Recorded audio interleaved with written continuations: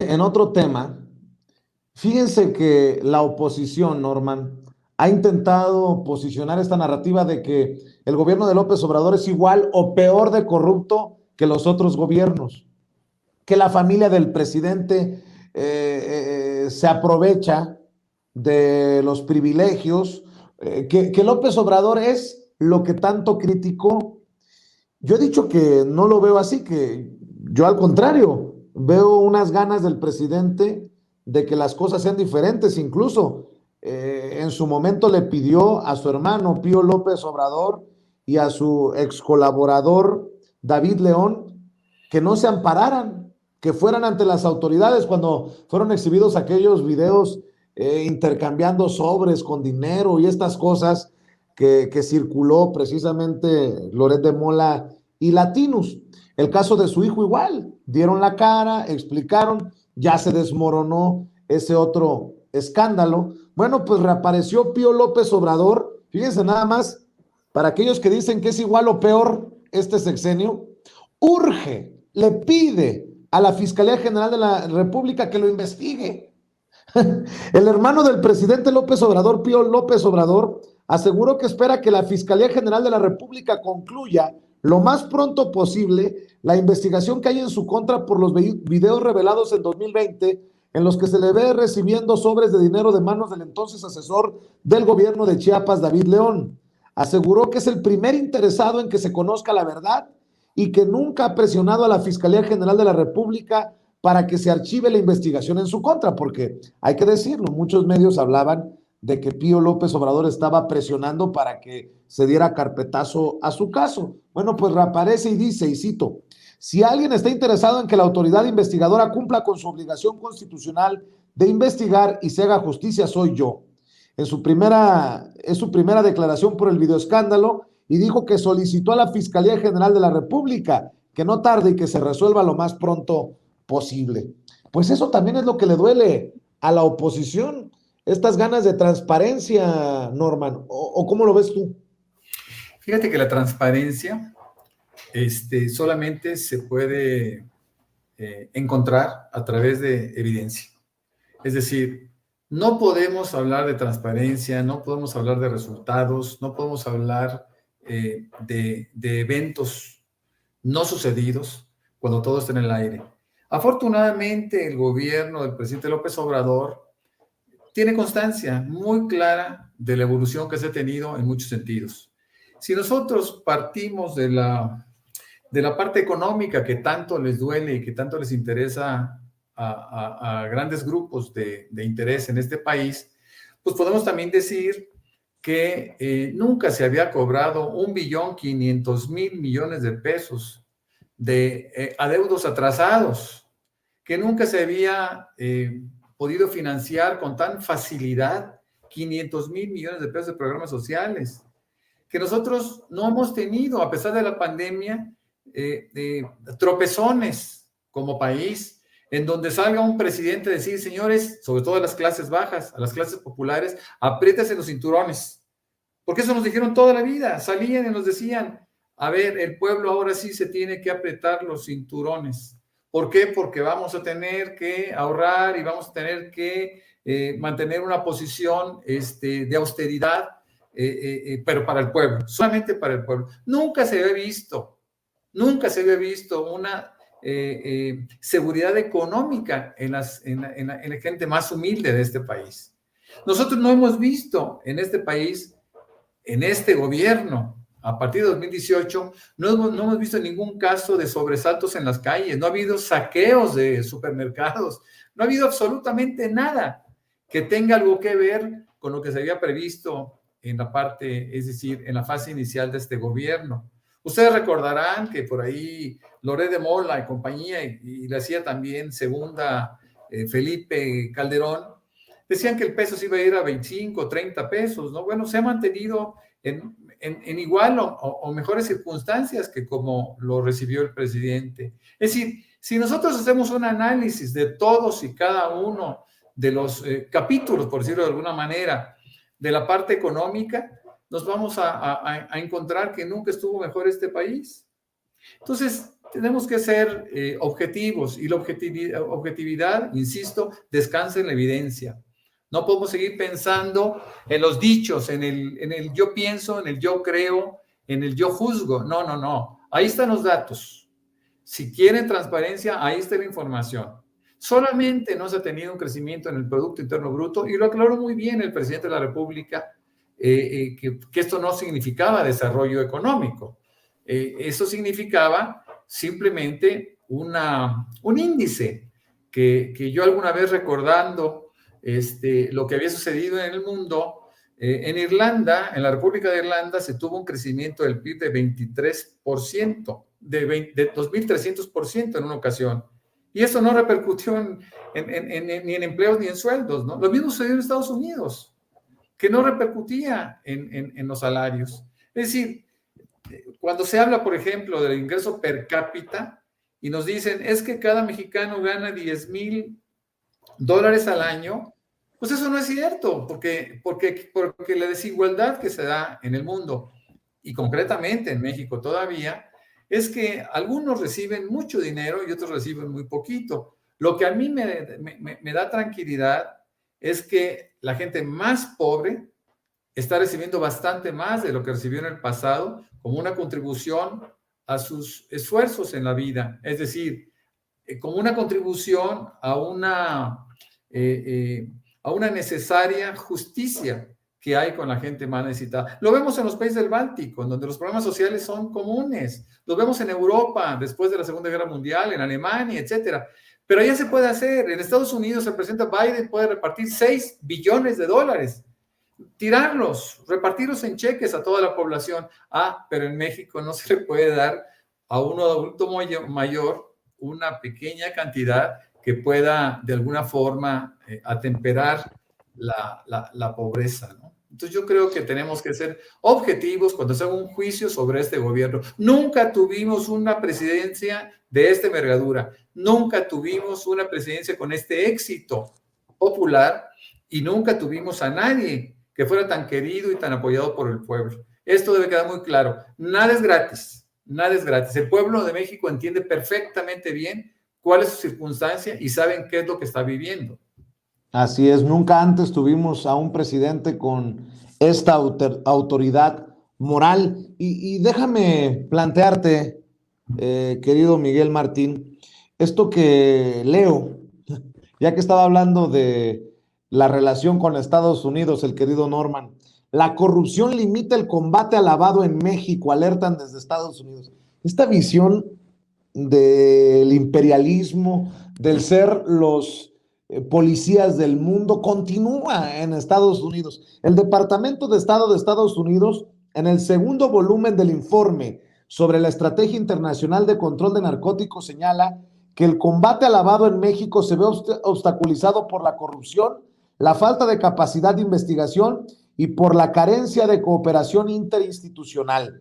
Aseguró que aunque las autoridades reconocen el abuso en ciertos sectores por parte de los lavadores de dinero, las respuestas de las fuerzas del orden están limitadas por la corrupción y la falta de capacidad. Sostiene que según la base de datos del Consejo de la Judicatura Federal, en 2018 solamente se presentaron 9 condenas por lavado de dinero, 19 en 2019 y 3 en 2020, lo que demostraría el bajo nivel de persecución contra este delito. Destaca que a estos problemas se han sumado resoluciones de la Suprema Corte de Justicia de la Nación que han obstaculizado la lucha en contra de ese delito. Nos vamos a comer las uñas, no va a poder dormir el presidente porque Estados Unidos nos está evaluando mal, querido Miguel Martín, en pleno 2022, en pleno siglo XXI. Give me a break, como dicen en inglés. Hasta donde sé, Vicente, creo que eso significa no mamen, pero sí. Básicamente. Bien bajado el balón.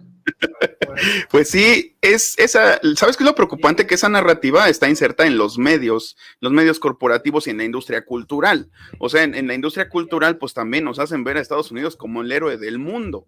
y en la narrativa de los medios corporativos, pues nos hablan de algunas pomposas organizaciones que tienen nombres igualmente pomposos como Freedom House, de la que te había hablado en otra ocasión, y ese tipo de organizaciones, pues resulta que evalúan, no se sabe con base en qué parámetros, y me refiero en concreto para el caso de México, evalúan qué países son democráticos y qué países no son democráticos. Lo ideal, obviamente, Estados Unidos, según su mapita, está en verde y México está en amarillo, ¿no? Entonces, pues ya nos quemaron, ya nos señalaron como un país donde la democracia pues no se vive plenamente, ¿no? O sea, vale gorro que haya ganado Andrés Manuel con una mayoría apabullante en unas elecciones que fueron transparentes, porque ahí estuvimos cuidándolas, por cierto.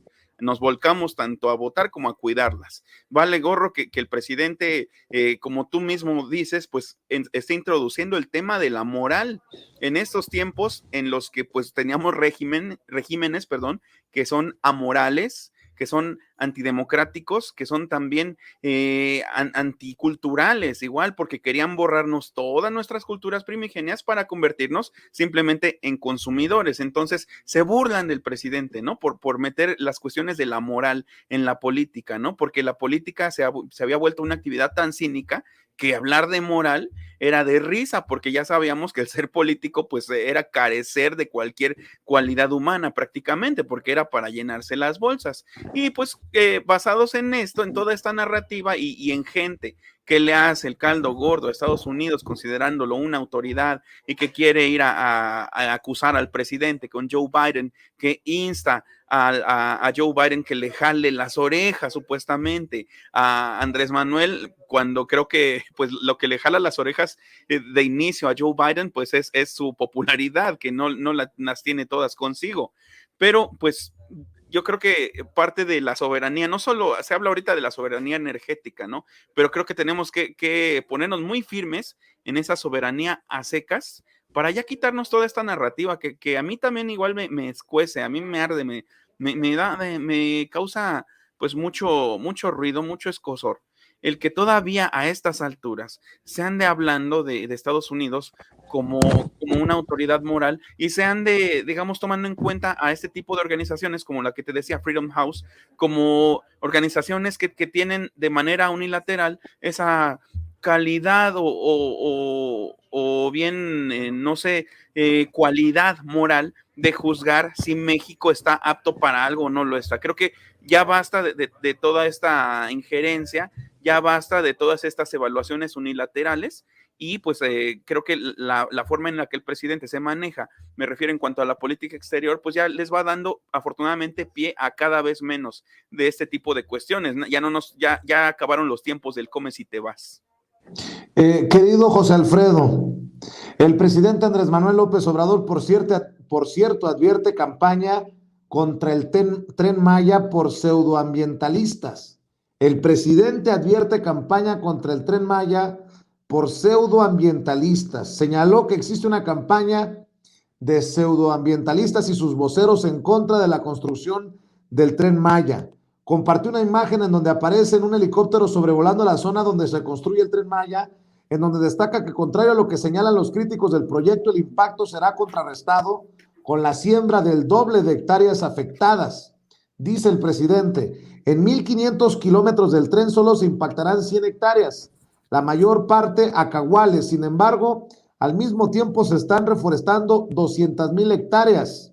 Indicó que este proyecto también estará acompañado de la siembra de hileras de árboles flor y 3 grandes parques naturales. Se van a crear estos 3 grandes parques naturales en 18,000 hectáreas y en las orillas de las vías se sembrarán hileras de árboles flor como Guayacán, Maculí y Flamboyán, dijo el presidente. Querido José Alfredo, campaña de pseudoambientalistas y sus voceros contra el Tren Maya, cuando el tren está para inaugurarse el próximo año. Sí, pues mira, nomás le ofrezco un dato a toda esa gente que está diciendo ese tipo de cosas. Fíjate que Eduardo López Moreno, director de Investigación y Construcción de Capacidades de ONU Habitat, habla del Tren Maya diciendo que no solamente es un tren, es la oportunidad, él lo ve como la oportunidad de un reordenamiento ecológico y de un proyecto inclusivo. ¿Por qué? Porque se llegó a un acuerdo entre la ONU, el gobierno y los pueblos originarios, de que el 46% de los empleos que se generen con el Tren Maya, de aquí al término de su construcción, al término a su inauguración, por decirlo de esa manera, el 46% tiene que ser para los pueblos originarios. Entonces, imagínate el orden que se está llevando, se están recolectando cantidades innumerables de vestigios arqueológicos que no se iban a encontrar si no se hacía esta obra. Entonces están haciéndose puentes para el cruce de animales preciosos, para que no tengan ninguna, o sea, totalmente naturados en la parte de arriba, los puentes, además muy anchos, de tal forma que la integración con el medio ambiente va a ser pues casi perfecta, y también pues va a funcionar con energía eléctrica, y además de que va a funcionar con energía eléctrica, va a haber una planta solar para echar a andar el tren. Es decir, además de que va a ser eléctrico, va a haber plantas de energía solar para que funcione el tren con esa energía principalmente, de tal suerte que, bueno, pues quienes digan eso, pues hay que decirles que todo este proyecto está totalmente supervisado por ONU Habitat, y la verdad va a ser un ejemplo de una integración de este plan. Además hay que decirlo, la vía ya estaba, o sea, se va a utilizar una vía que ya existía, salvo una última desviación que se va a hacer, pero la gran mayoría de la ruta, de las siete estaciones, se va a utilizar la vía que ya existía. Es decir, el derecho de vía va a ser exactamente el mismo. Entonces, pues bueno, estas personas que tratan de engañar con este tipo de noticias, pues de preguntarles por qué no dijeron nada cuando el aeropuerto se iba a hacer en el lago de Texcoco, y esa sí iba a ser una catástrofe, ¿no? Entonces, hablaba Norman hace un momento de transparencia y de buen uso de los recursos. Pues tenemos que, gracias al ahorro que se dio por construir, en vez en el lago de Texcoco, el aeropuerto, sino en Santa Lucía, el ahorro que se obtuvo, con ese ahorro prácticamente se está financiando el Tren Maya. Entonces, pues bueno, la verdad es que el Tren Maya es un círculo virtuoso del que nos sentimos mucho orgullo, y estas personas que dicen ese tipo de cosas, pues bueno, como dice el presidente, es porque tienen algún interés oscuro. Debo de admitir que con las premuras totalmente se me fue el rollo, mi querido Norman Pearl,